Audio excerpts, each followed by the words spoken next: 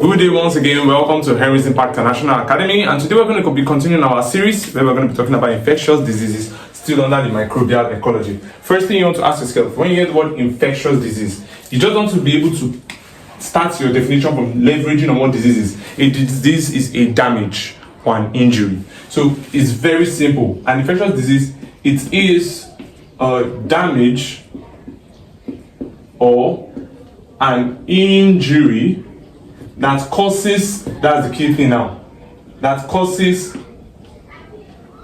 a deviation or abnormality in a host's physiology. In a host's physiology, or that physiology is what we mean by body function. So get it. So it is simply talking about the damages or an injury that is caused that causes a deviation. That causes a deviation or an abnormality in a host body physiology, which we call body function. Now, that's like disease, but since it's infectious disease, you now put as a result of what? As a result of invasion by pathogenic microbes. So a disease is only infectious. A disease is only infectious when it is caused by what?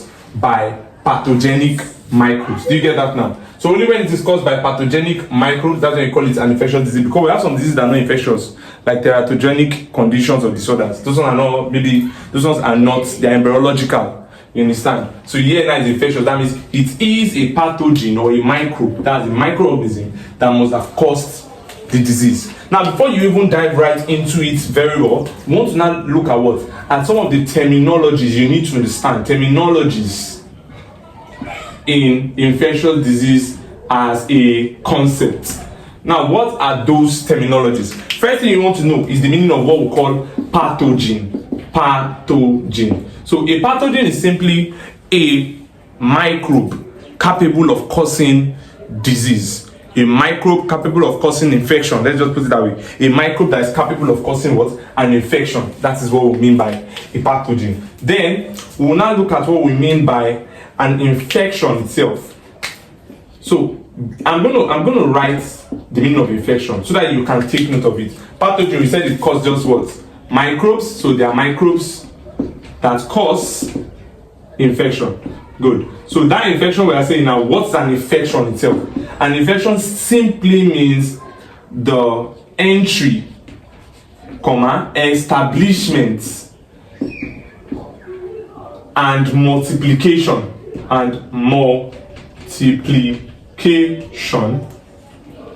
of pathogens or of pathogenic microbes in a host. Our host here is humans. Do you see that now? So that's an infection. Infection is about entry. First thing, the microbe has to enter. Second thing, that's to establish, meaning that's to anchor to the surface. When it anchors to a surface, it now has to multiply. That's when you say it is, that's when what you call an infection. Those processes what you call an infection. All right, very good. Then, another thing you want to know, we have pathogenicity. Pathogenicity is simply the ability of a microbe to cause a disease.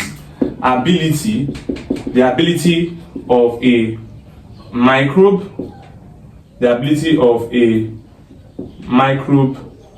to cause disease.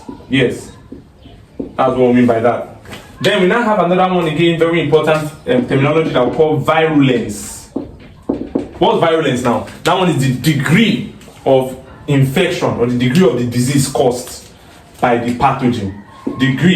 Virulence is the degree of disease or infection caused by a pathogen. So some pathogens shows very high virulence, so that's what I'm saying, very high degree of infection, while some are less.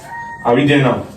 So these are terminologies that are very, very important or paramount to you to be able to say you grab and understand the concept of your infectious disease. We're going to be using some of these words as time goes by. Now, before we dive right into the next thing, another important thing we want to talk about here is, we said the degree of infection that is being caused by an organism, right? This virulence. There's something we call virulence factor. What are those things a microbe will have that makes them very much infectious, that increases their degree of infectivity?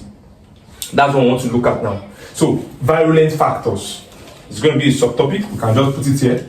Virulence factors. Virulence factors. I told you virulence factors, these are simply the components present in the microbe that makes them what? That increases their degree of infection or infectivity.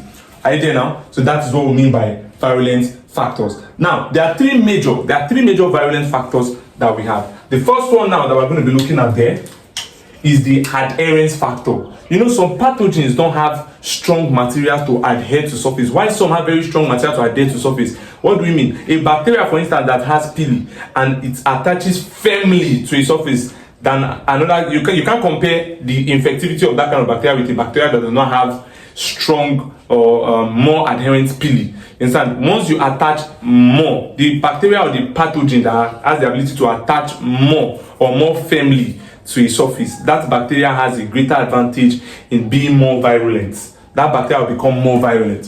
Very good. So the first virulence factor that we are looking at here is your what? Is your adhesive factor or your adherence factor. And now there are three major components microbes must have, or pathogens must have, to be considered as adherence factors. What are those three major components or three major organisms or features? First one, I've mentioned it already, is pili, which bacteria use to anchor themselves to certain surfaces. Another one that we will talk about here is spikes. This one is used by who? Is used by your viruses. Viruses makes your spike to attach to surfaces. Another one you have is the hook, your hooks. These hooks, some people might refer to them as haustoria, because even plants, two parasitic plants have it, haustoria. So hooks, basically, you find them also in your worms, nematodes. You understand? You find them in your worms, basically, not specifically nematodes, rather, I'm talking about your platyhelminths. In some families in the platyhelminths, your flatworms. So they have hooks, they use it to attach to the what? To the surface of their what? Of their host cell. So this also contributes to their infectivity, to the degree of their infectivity. You get that now? Then the next factor again that you can talk about there is enzymes. Some of them possess certain kind of enzymes. Those enzymes actually still do work. Enzymes. So, they possess some kind of enzymes that usually will support the chain of infection, the process of infection. Are you there now? So what are some of these enzymes? We have one that is commonly known as, that one usually contributes to the ability of those microbes to spread. That is, ability of the infection to spread when they've gotten entry. Are you there now? It is called the hyaluronidase. So it is called the hyaluronidase.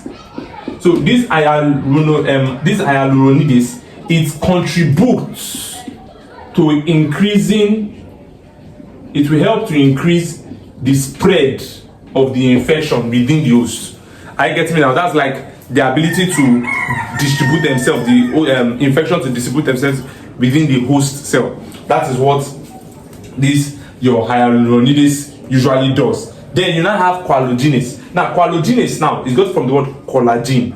Are you there now? Collagenase. Now that collagenase is usually break connective tissues within the host cell. So most of these bacteria or most of these your virulent pathogens, they possess these enzymes that will enable them break the connective tissue. When they break the connective tissue, distribution becomes even much easier. Are you getting me now? So that increases their infectivity.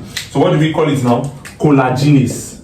Collagenase, from the word collagen, right? So that collagen normally is responsible for the toughness. You find them in skin layers, you find them as proteins within the skin, within the blood, also even in hair and all. So what did I say they will do? These ones here, they break connective tissues.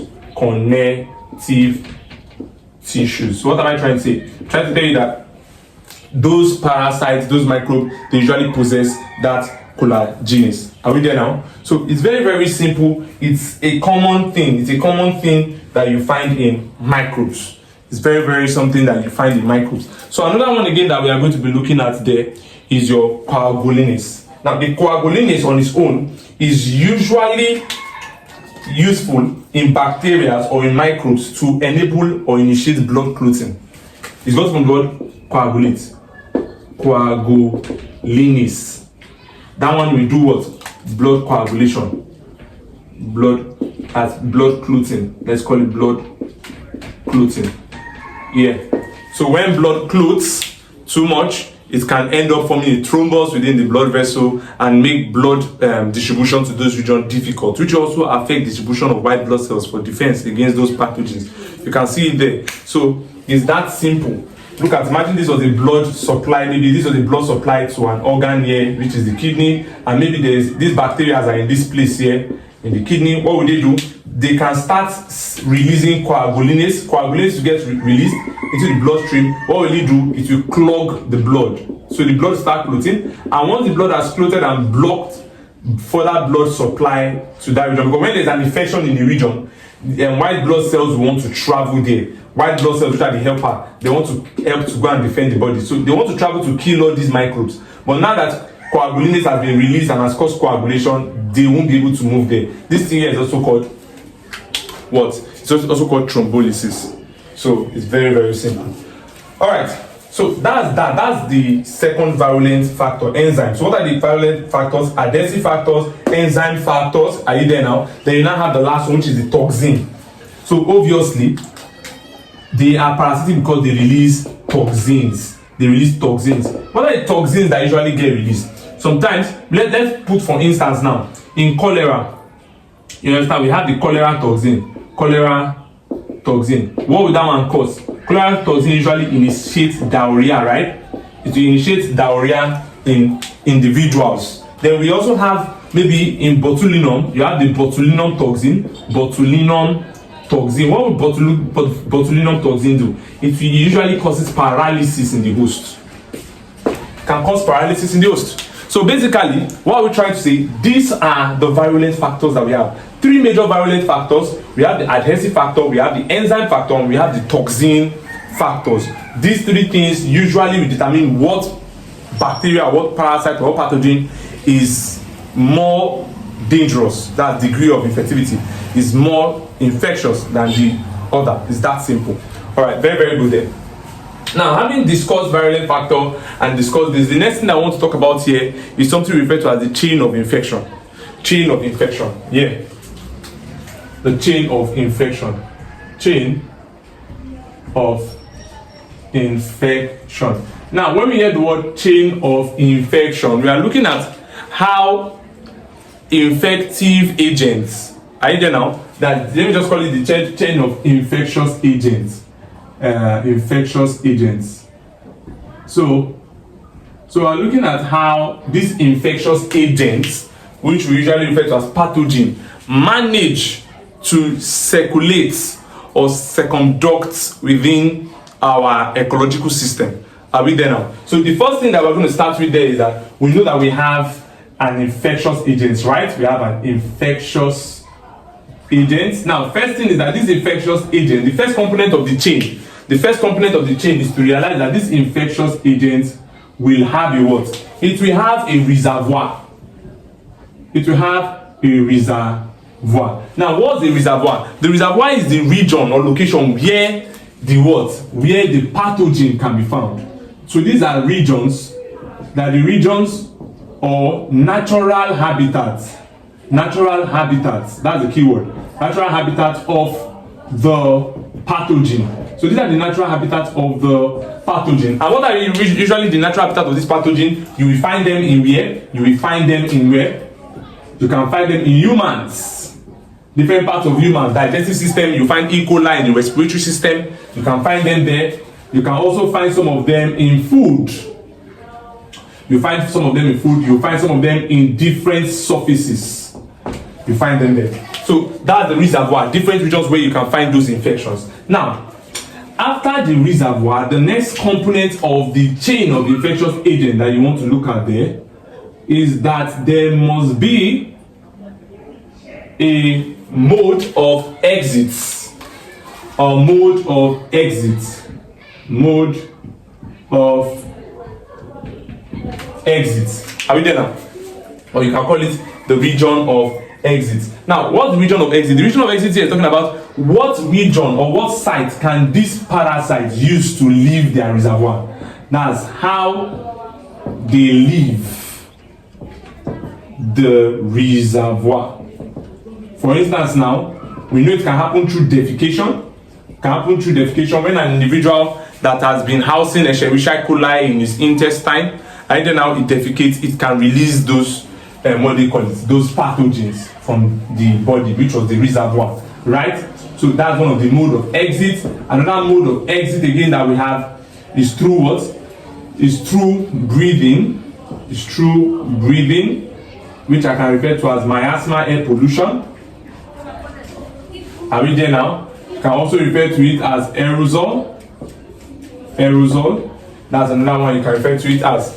Good. So that's one of the mode of entry and exit when they are leaving the surface where they find themselves, right? So another thing again, when they've left the surface, they've left the reservoir, right? The next thing there is that they are going to spread. They are going to spread. So the next thing there is what?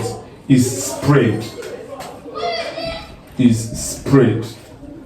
So the spread there, we're talking about what? How do these parasites, this infection, I say parasite, these pathogens, these infection agents, how do they manage to do what? To spread. Are you there now? So they have different ways they spread. That is through sexual intercourse. For some, that's contact. This spread, we have direct contact. Direct contact. This direct contact, listen carefully, can be via normal touch. When you touch an infected surface. Another one is via sexual intercourse. Another one is through vertical transmission. And when we say vertical transmission, Jupeb can ask you this. Vertical transmission is just laying emphasis on mother to child infection, right? That's it, mother to child infection. All right, very, very good. Then when you talk about this now, the next thing you want to talk about there, you want to talk about the mode of entry. We've talked about spread. When it has come out from the surface, from the reservoir, it's going to spread. And how does it enter another individual? That's what we refer to as mode of entry. So what are the modes of entry that we have? It can happen through the skin. When you have a break in the skin, maybe injury. So skin, when there's a break in the skin, are you there now? It can also enter through the nose and other openings in the body. Anus and all, other opening in the body. Yeah, so that's basically it. We have the reservoir, you have the mode of exit, you have the spread, right? You have the mode of entry. So you can now talk about susceptibility. Susceptibility of hosts. Susceptibility. Susceptibility. So you can see that now, when we mean susceptibility, we're talking about the ability of the host to be infected after entry, right? So ability of the host to be infected after entry, and later on the host will become an infected person and then can also release the infective agents out. You see that now? So that's literally the chain of infection. It is very, very, very simple. No complexity at all. You see this kind of thing in your exam when they ask you about chain of infectious agents or infection agents, you can quickly put it down into your notes. Okay, having known that now, the next thing we want to go into now are the stages of infection. We have something we call stages of infection. Stages of infection. Here, we can demonstrate this, right? Easily. You can demonstrate this now easily utilizing maybe something like a graph so that it can be much easier for us to see. Where here we are having the threshold of infection or the amount of infective counts. Infective counts, that means the degree of infection that the person is experiencing. And here we can use time or period. Good. One thing about the matter is that the graph is going to look somewhat like this. Going to look somewhat like this, as if like your normal growth something. Now, there is this period here where when a person is infected, the first stage that you have is the incubation stage.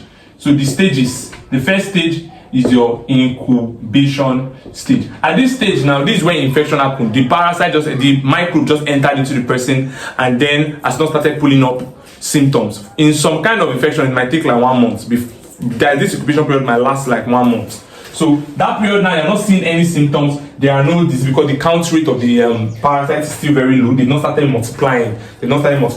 So I can just put the demarcation here right now and call this place your what? I can call this place your that's where it is still very straight. There is no growth. I can call it your incubation period. Incubation period. So that period there, no observable symptoms is present, right? Then after that now, you now have this stage here where you can see the curve is already going up. There's now a growth curve. The person will be experiencing mild symptoms, general mild symptoms. I get what I'm saying now, general mild symptoms. They call it the prodromal stage. This prodromal stage, the individual will be having mild symptoms like headache. It's one of the general mild symptoms, headache and fever. Right? At that point, you can't really conclude what is wrong with you. You understand? So that's what's happening during the prodromal stage, right? After the prodromal stage now, you now have the major illness stage. That's when this has grown to this level, right? It has grown to this level. This is the region that we're talking about. It's called the acute illness stage. So at this point here, this is the peak. This is where you have the peak of infection. The peak of infection. The person is infected. The person is demonstrating symptoms. At this point in incubation period, I told you this person is going to be asymptomatic. The person will not be showing symptoms here. Mild symptoms. So that's the key word. Mild symptoms. In this place here, there will be a lot of symptoms, right? The person is now in the disease state. The whole infection is going to be demonstrating it will be noticeable. You'll be seeing the symptoms, right? And after that, you now have this stage here where the curve is now going down. We call it decline. We call it decline stage. So during the decline stage, what is happening?